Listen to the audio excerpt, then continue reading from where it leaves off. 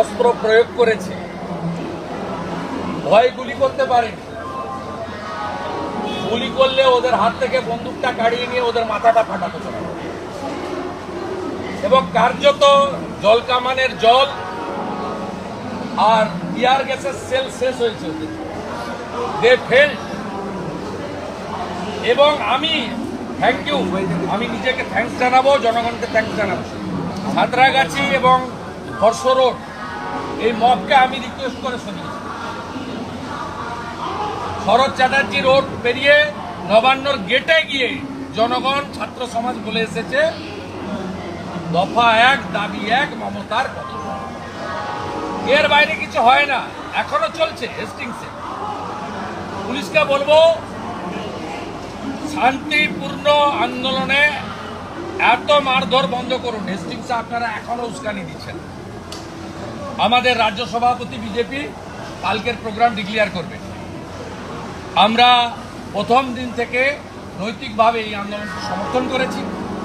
গতকাল ছাত্র সমাজ বলেছিল যে স্টেটের লিডাররা যেন না থাকেন, আমরা পাশে থেকেও পার্টিসিপেট করিনি, শুধু ভলেন্টিয়ারের কাজ করেছি। 2 লক্ষ জলের pouch, medical aid, temporary medical assistance board, volunteer, যা যা ওদের সাপোর্টিং দরকার। আমাদের বাড়ির বাচ্চারা এসেছে, ভাইরা এসেছে, বোনেরা এসেছে, তাদের জন্য আমরা করেছি। আর প্রচুর গার্ডিয়ান এসেছেন, তারা রাজনীতির রং ভুলে এসেছেন। কেউ বাবা, কেউ দাদা, তারা এসেছেন পশ্চিমবাংলার নারীদের সম্মান রক্ষা করার জন্য। অভয়া, তিলোত্তমা, কাদম্বিনী যেই নামেই ডাকুন না কেন, আমার বোনের ধর্ষকদের, চক্রান্তকারীদের, খুনিদের ক্যাপিটাল পানিশমেন্টের জন্য তারা এসেছে। বাকিটা পরে হবে। হেস্টিংসে, এমজি রোডে এখনো চলছে। একটা কথা আর আজকে ট্রেন গাড়ি হায়ার না করে 1.5 থেকে 2 লক্ষ পাবলিক এসেছে। আর সব রাস্তা বন্ধ করেছে Mamata police.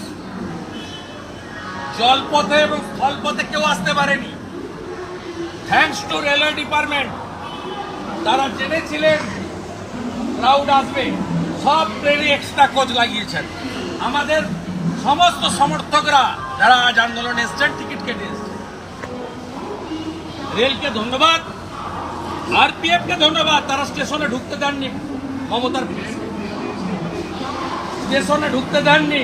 Thanks to railway, thanks to Ashwini বৈষ্ণব, রেলওয়ে মিনিস্টার।